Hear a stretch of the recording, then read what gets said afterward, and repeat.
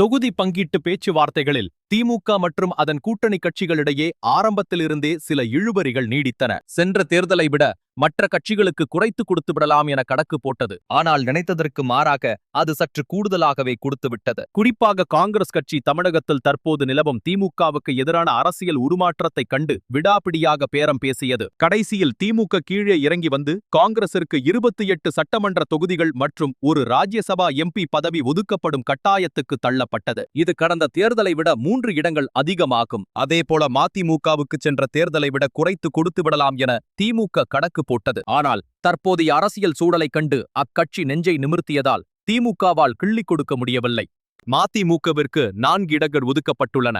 அதேபோல IUML, மமக ஆகிய கட்சிகளுடன் உடன்பாடு எட்டப்பட்டு ஒப்பந்தம் கையெழுத்தாகியிருக்கிறது. அதேபோல விசிக, CPM மற்றும் CPI ஆகிய கட்சிகள் எப்போதும் இல்லாத அளவில் அதிக பிடிவாதம் காட்டி வருகின்றன. இதில் விசிக ஆட்சி அதிகாரத்தில் பங்கு என்ற கோரிக்கையை வலியுறுத்தி வருவதால் இறுதி ஒப்பந்தம் இன்னும் அதிகாரப்பூர்வமாக வெளியாகவில்லை என்று கூறப்படுகிறது. எனவே முன்பை விட அதிக சீட்கள் ஒதுக்கும் நிலைக்கு திமுக தள்ளப்பட்டுள்ளது.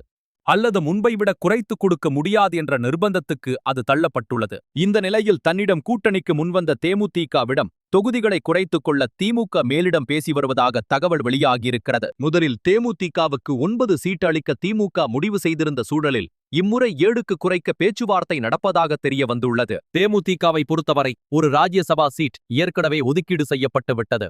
அதேபோல் கூட்டணிக்கு வருவதற்கு முன்பாகவே 9 தொகுதிகள் என பேசப்பட்டிருக்கிறது. இதன் காரணமாகவே தேமுதிக பொதுச் செயலாளர் பிரேமலதா விஜயகாந்த் அண்ணா அறிவாலயம் வந்து முதல்வர் ஸ்டாலினை சந்தித்து கூட்டணியை இறுதி செய்தார். ஆனால் திமுக மேலிடம் நினைத்ததைப் போல் பேச்சுவார்த்தைகள் செல்லவில்லை. பெரும்பாலான கூட்டணி கட்சிகள் கூடுதல் தொகுதிகளை கேட்டு வற்புறுத்தி வருகின்றன. எனவே தேமுதிகவுடன் 7க்கும் கீழே குறைக்க திமுக மீண்டும் பேசி வருகிறது. இதனால் ராஜ்யசபா தேர்தலுக்கான சுதீஷின் வேட்புமனு தாக்கலின் போது வந்த பிரேமலதா பெரியளவில் மகிழ்ச்சியாக இல்லை என்று செய்திகள் வந்தன. இதற்கு பின்னணியில் திமுகவின் தொகுதி குறைப்பு வற்புறுத்தல்தான் என்று சொல்லப்படுகிறது. இதனால் தேமுதிக கடும் விரக்தி அடைந்துள்ளது. திமுகவும் டென்ஷன் அடைந்துள்ளது. இதனால் தேர்தல் அறிவிப்புக்கு முன் இந்த பிரச்சனைகளை திமுக சரி செய்யுமா என்ற குழப்பம் எழுந்துள்ளதாக செய்திகள் தெரிவிக்கின்றன.